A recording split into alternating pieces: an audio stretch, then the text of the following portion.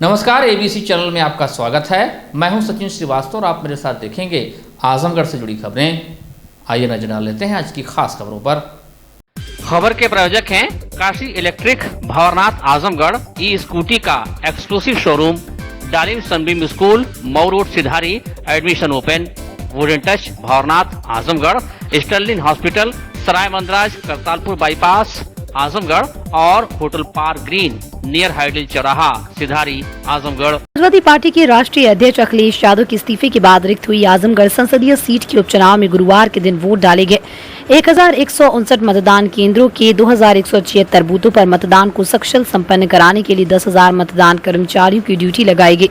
सुरक्षा के व्यापक प्रबंध किए गए थे। 68 कंपनी पैरामिलिट्री फोर्स के साथ ही 22,000 जवानों की ड्यूटी लगाई गई। जिला निर्वाचन अधिकारी विशाल भारद्वाज और पुलिस अधीक्षक अनुराग आर्य सुबह से ही संवेदनशील मतदान केंद्रों का निरीक्षण करते रहे। छुटपुट घटनाओं को छोड़कर मतदान शांतिपूर्ण संपन्न हुआ। हालांकि आजमगढ़ सदर सीट का 20वां सांसद चुनने के लिए मतदाताओं में वो उत्साह देखने को नहीं मिला जो विधानसभा चुनाव के दौरान देखने को मिला था। बहुत कम बूथों पर मतदाताओं की लंबी लंबी कतार देखी गई। अधिकतर बूथों पर सामान्य रूप से मतदान चलता रहा। मतदान प्रक्रिया में पुरुषों के साथ ही महिलाओं और युवाओं ने भी अपना वोट डाला। बुजुर्ग और दिव्यांग भी पीछे नहीं रहे। वैसे तो उपचुनाव में कुल 13 प्रत्याशी मैदान में है, लेकिन मुख्य मुकाबला भारतीय जनता पार्टी के प्रत्याशी Bhojpuri film star Dinesh Lal Yadav Nirahua, Bahujan Samaj party के प्रत्याशी पूर्व विधायक शाह आलम गुड्डू जमाली और समाजवादी पार्टी के प्रत्याशी पूर्व सांसद धर्मेंद्र यादव के बीच है। त्रिकोणीय संघर्ष में फंसी इस सीट पर कौन जीत दर्ज करेगा, इसके कयास बड़े बड़े राजनीतिक विश्लेषक भी नहीं लगा पा रहे, क्योंकि आजमगढ़ सदर, गोपालपुर, सगड़ी, मुबारकपुर और मेहनगर मिलाकर कुल 5 विधानसभा वाले इस संसदीय सीट पर कहीं सपा, कहीं बसपा तो कहीं भाजपा भारी है। राजनीतिक विश्लेषकों की माने तो मुस्लिम वोटरों में समाजवादी पार्टी और बहुजन समाज पार्टी के बीच जमकर बंटवारा हुआ है। ये बंटवारा किस पार्टी के पक्ष में कितना प्रतिशत है ये कहना तो बड़ा मुश्किल है, लेकिन इस बंटवारे से इतना तो तय है कि उपचुनाव में 3 पार्टियां जीत की दावेदार हैं। लड़ाई कांटे की है कि कोई भी पार्टी चुनाव जीत सकती है। जीत हार का अंतर 50,000 से कम रहने की संभावना है। करीब 50% वोटिंग होने से सपा, बसपा और भारतीय जनता पार्टी के प्रत्याशियों के माथे पर बल पड़ गया है। कम वोटिंग प्रतिशत किस पार्टी के लिए नुकसानदायक होगा और कौन सी पार्टी के वोटर निकलकर बूथों तक आए, ये तो आने वाली 26 तारीख को पता लगेगा, जब लोकसभा उपचुनाव के परिणाम आएंगे। समाज पार्टी ये चुनाव क्लियर कट जीत रही है। लाखों, मोर देन लाख वोट से इसकी जीत होगी। ये इसको कोई रोक नहीं पाए। ये चुनाव मैं नहीं लड़ रहा हूँ, ये जनता लड़ रही। जो उनके साथ छलावा हुआ है उसका जवाब अब जनता देगी। आपका एक मुद्दा था कि लोकल बनाम बाहरी प्रत्याशी। देखिए, वो मुद्दा इसलिए था कि मैं सिर्फ यहाँ कैंडिडेट नहीं हूँ, I am also a voter. अभी मैं वोट खास करके आया हूँ जी। हम लोगों ने अपने को बहुत वैसा अभी कहते थे छला हुआ महसूस किया कि ये कैसा प्रतिनिधित्व है कि आप नॉमिनेशन करने के बाद कभी पलट के नहीं आते। इतनी डेवलपमेंट अभी बता रहे ना, बेरोजगारी का हाल देख लीजिए आप, और इतने बड़े बड़े आपदा आई, कोरोना आया। इसलिए हम ये नहीं कहते कि आप ये करिए, एटलीस्ट पूछिए तो सही कि लोग किस हाल में है। ये तो फर्ज बनता है ना हमारे का। आप पूछने भी नहीं आएंगे, लोग मरते रहे, वोट दे के बैठे रहेंगे, तो आपको लगता है कि हम लोग गुलाम हैं। ये कोई आपकी जमीन जायदाद थोड़ी है जो आप हल चलाने चले जाते हैं। सपा के नेता कह रहे हैं कि बसपा को देना बेकार रहेगा, कोई मतलब नहीं। अब ये तो सब मैं क्या कह रहा हूँ, वो क्या कह रहे हैं, वो फला पार्टी क्या कह रही है, मैं क्या कह रही हूँ, तो मत जाइए। अब जनता क्या कहेगी वो देखिए। ठीक, थैंक यू। ही अच्छा है। और देखिए, भगवान ने साथ दिया है, जनता भी साथ दे रही है। हम लोगों को लगता था कि अगर बहुत धूप होगी, बहुत ज़्यादा गर्मी होगी, जो जब हम चुनाव प्रचार कर रहे थे तो दिक्कत होगी, पर आज भगवान ने इतना बढ़िया मौसम किया है कि लग रहा है कि एसी चल रही है, ऐसा मौसम हो गया। और सभी लोग घर से निकल रहे हैं, आ रहे हैं, वोट कर रहे हैं। और सबसे बड़ी बात कि कमल के निशान पे हर कोई वोट कर रहा है। आजमगढ़ की जनता इस बार सारे समीकरण को तोड़ रही है और पूरे भारत में एक मैसेज जाने वाला है कि आजमगढ़ की जनता ने जातिगत समीकरण से उठ के और वोटिंग किया है। ये एक नया मैसेज जाएगा। समाजवाद का आखिरी गढ़ है आजमगढ़, ढह जाएगा इस बार। ये टूट चुका है, ढह चुका है। उसका कारण ये है कि आप देख लीजिए, अगर एक पैसा भी उनको यहाँ से उम्मीद होती तो कम से कम अखिलेश यादव यहाँ आते, लेकिन वो नहीं आए। क्यों नहीं आए? क्योंकि उनको पता है कि गढ़ उनका टूट चुका है। उनको मौका बार बार मिला, लेकिन वो कुछ किए नहीं। उनके पिताजी को मौका मिला, वो छोड़ के चले गए। उनको मौका मिला, वो छोड़ के चले गए। तो अब आजमगढ़ की जनता ने भी देख लिया, और मैं घूम रहा था तो यही लोग कह रहे थे कि हमने देख लिया है, वो बस अब हो गया। अब हम लोग जो है आपके साथ हैं और हम लोग भारतीय जनता पार्टी को सपोर्ट करेंगे, और वो कर भी रहे हैं। सुबह से ही पूरा लगातार मैं जहाँ जहाँ जा रहा हूँ कमल का निशान ही आगे है। समाजवादी सपा को पार्टी सपा को एमवाई गठबंधन पे जो जिस तरीके से एमवाई है समीकरण, जी। उस पे बड़ा वो भरोसा है। हाँ, पहले भरोसा उनका था और उनको लोग आशीर्वाद देते भी थे, पर वो भी अब आ गया एमवाई के साथ, मोदी योगी के साथ, क्योंकि मोदी योगी जी ने जो काम किया है उसके प्रभाव में आकर जो मुसलमान भाई हैं वो भी भाजपा को सपोर्ट कर रहे हैं, जो यादव हैं वो भी सपोर्ट कर रहे हैं। तो ये एक बड़ी बात हुई है इस चुनाव में, उपचुनाव में, कि पूरे देश में एक ये मैसेज जाने वाला है कि आजमगढ़ की जनता ने जो है मुस्लिम यादव से उठ के मोदी योगी के नाम पे इस बार जो है वोट किया है। तो क्या कहेंगे कि एक गाना आपका था कि अखिलेश हुए फरार, तो क्या धर्मेंद्र भैया फरार हुआ है? नहीं, धर्मेंद्र भैया को तो उनको फरार नहीं करेंगे, उनको लाचार करेंगे। उनको लाचार करने के लिए यहाँ भेजे हैं अखिलेश यादव जी। पहले चाचा को किनारे किए, फिर अब जब देख लिए कि आजमगढ़ जो हमारा ख़त्म हो रहा है, वहाँ मैंने कुछ किया नहीं है, वहाँ कुछ होने वाला नहीं है, तो एक अच्छे नेता थे, ये भी वक्ता अच्छे हैं, उनको यहाँ भेज के उनको भी किनारे लगा दिया। वो अपने आगे न किसी अपने भाई को चाहते हैं, न अपने चाचा को चाहते हैं, न किसी भी अपने दल के किसी भी नेता को या हम ही लोग को, किसी को वो नहीं चाहते हैं कि कोई हमारे से ज़्यादा आगे बढ़े और किसी का और नाम हो या बड़ा नेता बने। तो उनको लाचार किए, फरार नहीं किए, फरार खुद फरार होके और उनको लाचार कर दिया। कहीं ना कहीं आप जो है गुड्डू जमाली के प्रति साफ कार्नर रहे, तो मुकाबला किससे मानना है? मुकाबला उनसे ही है, गुड्डू जी से ही है, हाँ। क्योंकि कुछ जो है सपोर्ट उनको मुसलमान भाइयों को उनकी तरफ भी है और कुछ हमारे तरफ भी है। हाँ। वो सपा से बिल्कुल मुख मोड़ चुके हैं, तो तीसरे में जाएगी सपा? बिल्कुल जा चुकी है। आप देखिए, अभी लोगों से बात करिए, आप बिल्कुल जा चुके हैं। तो जिलाधिकारी विशाल भारद्वाज और पुलिस अधीक्षक अनुराग आर्य द्वारा लोकसभा उपचुनाव को सकुशल संपन्न कराने हेतु अति संवेदनशील और संवेदनशील मतदान केंद्रों पर सुरक्षा एवं शांतिपूर्ण मतदान हेतु भ्रमण किया गया। मतदान प्रारंभ होते ही जिलाधिकारी और पुलिस अधीक्षक बूथों के चक्रमण हेतु करने निकल पड़े।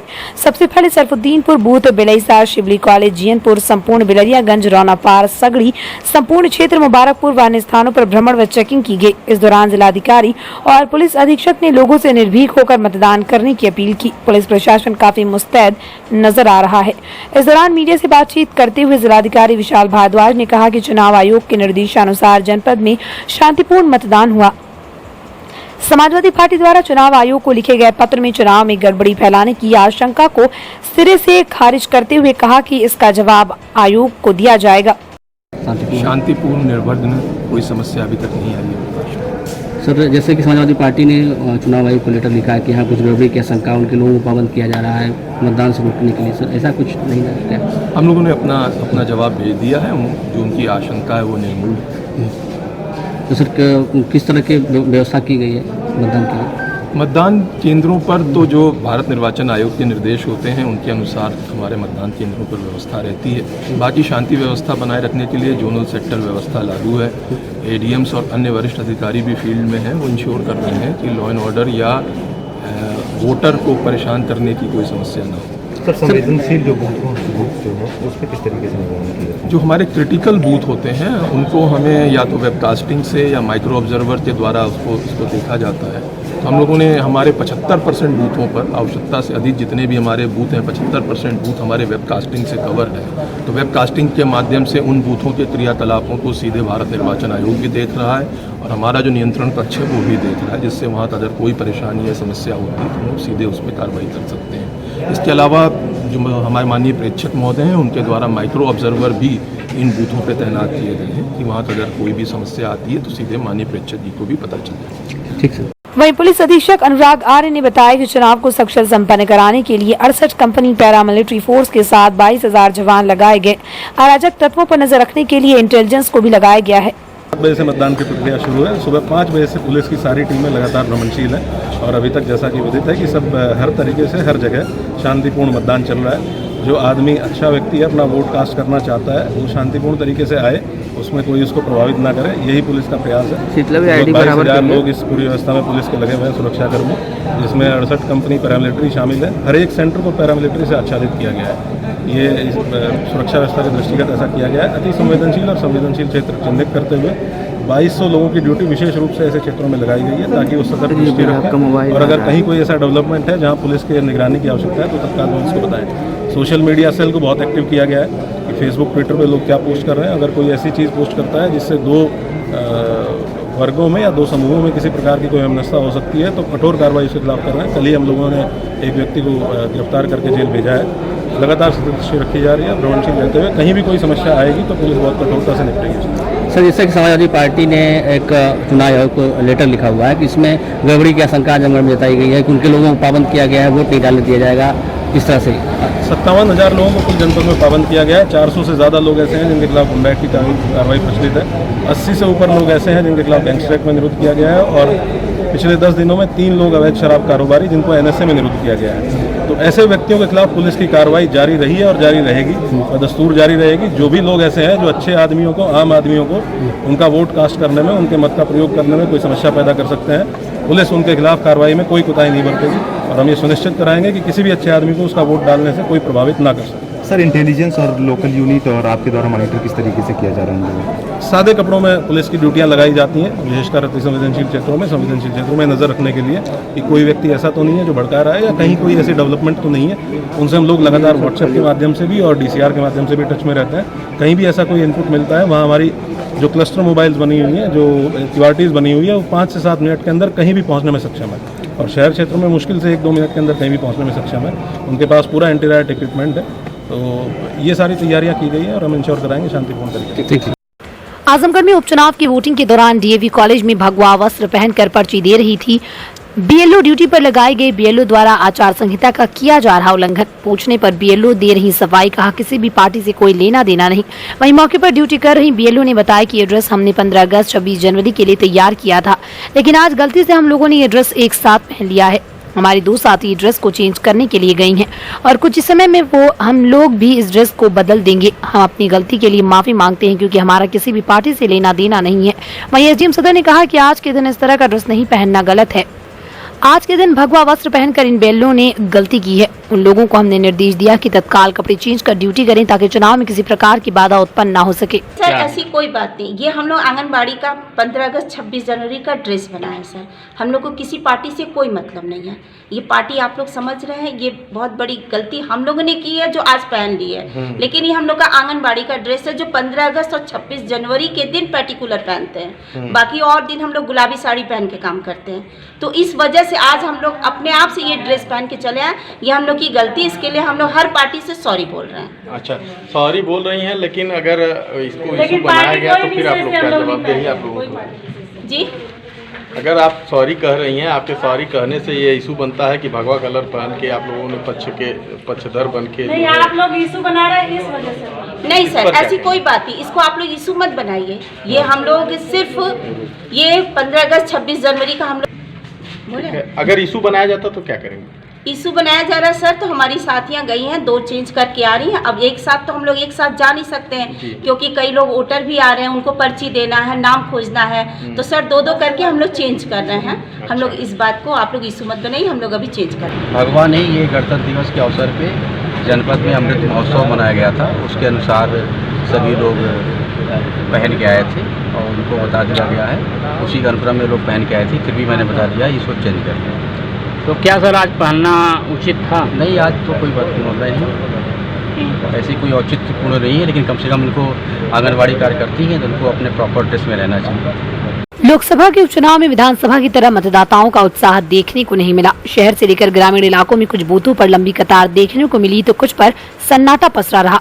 विधानसभा चुनाव के करीब 4 महीने बाद हो रहे लोकसभा के उपचुनाव में लोगों ने जिले के विकास, बेरोजगारी, महंगाई और शिक्षा, स्वास्थ्य जैसे मुद्दों को लेकर वोट डाला। मतदाताओं का कहना था कि हमारा सांसद ऐसा हो जो जिले के विकास के साथ ही जनता की समस्याओं पर ध्यान दे और सड़क से लेकर सदन तक संघर्ष करे। आजमगढ़ बहुत पिछड़ा हुआ है, कुछ विकास होना चाहिए। नई पार्टी को जिता के कुछ नया नया विकास हो। मतदान करने आए, सुविधा क्या बहुत आराम, जो मास्क नहीं लगाया मास्क मिल रहा है, पर्ची घर घर पहुंच गई है, बहुत शांतिपूर्वक ढंग से मतदान हो रहा है। अब जब साल में हर साल इलेक्शन होगा तो उत्साह तो कम होगा ही। जनता से उत्साह। हाँ, हम तो यही सोचते हैं कि भाई जो हमारी सरकार है वो हम लोगों के लिए आगे चल के कुछ अच्छा करे, यही हम लोग का ध्येय। हाँ, बेरोजगारी सबसे बड़ी तो बेरोजगारी है, उसमें सुधार आए, वैकेंसियाँ सब कहते हैं लोग कि इतना आएगी, फिर इसके बाद उसका एक मतलब तीसरा चौथाई भाग ही आता है अक्सर करके। बेरोजगारी महंगाई पे क्या करना चाहिए आप घर गृहस्थी भी असर हम भी मतलब सोचेंगे कि भाई तो सामान सस्ता हो, जो गरीब हैं हमारे रह रहे हैं उनके लिए कुछ अच्छा करी सरकार, यही सोचेंगे। सोचकर आपने बताया सर शहर का विकास अपने हो, जिले का विकास हो, हर चीज़ की व्यवस्था बने, पानी बिजली सब चीज़ के क्षेत्र में काम हो, सरकार अच्छे से काम करे, हमारे सांसद जी विकास करें, जो भी बने यहाँ पे। अब तो मतदान कर दिया गया है, देखिए कौन जीतता है कौन हारता है तो भाई उनके भाग्य फैसला होगा। और हमारे जिले का विकास अच्छे से हो, थोड़ा सा बिजली पानी स्वास्थ्य हर चीज़ के लिए बहुत दिक्कत है जिले में अपने हैं। अब कहीं चले जाइए ठीक से कोई ढंग से कोई काम नहीं होने वाला है, चाहे जिला सदर अस्पताल हो चाहे कुछ भी हो। वही मंत्री विधायक आ जाएंगे तो पूरी व्यवस्था बदल जाती है 2 दिन 3 दिन के लिए, बाकी अन्य दिन चले जाइए आप, कोई सुनने वाला किसी चीज़ को लेकर नहीं है, हर आदमी परेशान सर है। इस मुद्दा तो सब है, बेरोजगारी भी है, महंगाई भी है, और जो एजुकेशन है और जो लॉ है, हर चीज़ तो बिखरी हुई है, तो कहीं पे कुछ सिमटा हुआ तो नज़र नहीं आ रहा है। अब उम्मीद पे दिया जा रहा है, देखिए क्या होता है। युवा के लिए तो यही सोचेंगे कि फ़िलहाल नौकरी हमें मिले, हम जिस भी क्षेत्र में जाएं तो हमें ये ना कहा जाए कि हमें आरक्षित होकर हम आए हैं, हम अपनी मेहनत से आए हैं और हमें कोई भेदभाव नहीं चाहिए। हमारे लिए सबसे बड़ी सबसे ज़रूरी चीज़ है शिक्षा और नौकरी। उसके बाद ही जब हम अपने पैर पे खड़े होंगे तभी हम देश का भी विकास कर सकेंगे और सहयोग कर सकेंगे। Hotel park green hydel Chauraha Sidhari Azamgarh, स्वच्छ और आरामदायक AC and non AC rooms, 24 hour room service, north Indian, south Indian, Chinese, Italian, veg and non veg लजीज और जायकेदार व्यंजन उचित रेट पर उपलब्ध। शादी विवाह, engagement, marriage anniversary, birthday party के लिए लार्ज बैंक्वेट हॉल, मीटिंग और सेमिनार के लिए कॉन्फ्रेंस हॉल, आपकी खुशियों में लगाए 4 चांद। Hotel park green hydel Chauraha Sidhari Azamgarh. Sterling hospital Sarai Mandraj Kartarpur bypass Azamgarh, doctor A.K. Tripathi, sugar, BP, thyroid, gastrology, हृदय रोग, गुर्दा रोग, मानसिक रोग, न्यूरो रोग विशेषज्ञ, डॉक्टर सोनल पाटिल, स्त्री प्रसूति एवं बाजपन रोग विशेषज्ञ, डॉक्टर D.K. पटेल, दमा, टीबी, COPD, खांसी में खून आना, फेफड़े में पानी मवाद, निमोनिया, स्टोफीलिया, खर्राटे आना, फेफड़े का कैंसर। सुविधाएं ICU, ECG, pathology, private ward, general ward, सुसज्जित ऑपरेशन थिएटर, इमरजेंसी सेवा 24 घंटे उपलब्ध। Dalim Sunbeam school, Tiwaripur, Mau road, Azamgarh. Admission open for new session, play group 2 class 9। Special features, smart class available, science, computer lab and library, indoor and outdoor sports facilities, experienced teachers, monitoring with CCTV camera, transport facility. Give your child a quality education. Dalim Sunbeam School, Tiwaripur, Mau road, Azamgarh. Kashi Gomti ग्रामीण निधि limited की नई सौगात, Kashi electric, Shri Gandhi Gurukul inter college Bhawarnath के सामने electric scooty का भव्य showroom. Petrol का खर्चा जाइए भूल, तय करिए कम बजट में पोल्यूशन फ्री लंबा सफर। देश में इलेक्ट्रिक स्कूटी की सबसे अनुभवी कंपनी हरियाणा की विनिंग फ्यूल्स मोबिलिटी की स्कूटी में मिलेगा आपको लो speed, high speed scooty, super comfort, sustainable seat के साथ अच्छी लाइटिंग फीचर्स। सुनहरा अवसर, खरीदें ई स्कूटी और पाएं निश्चित उपहार। ई स्कूटी की अपार सफलता के बाद जल्द आ रहा है electric bike. Wooden touch Bhawarnath Azamgarh, a complete hardware store. हमारे यहाँ branded plywood, flush door, designer door, PVC door, 4 mica, fancy hardware, kitchen की चिमनी एवं मॉड्यूलर किचन की एक्सक्लूसिव रेंज उपलब्ध। अपने आशियाने में लगाइए 4 चांद, पहुंचिए वुडन टच भवरनाथ आजमगढ़।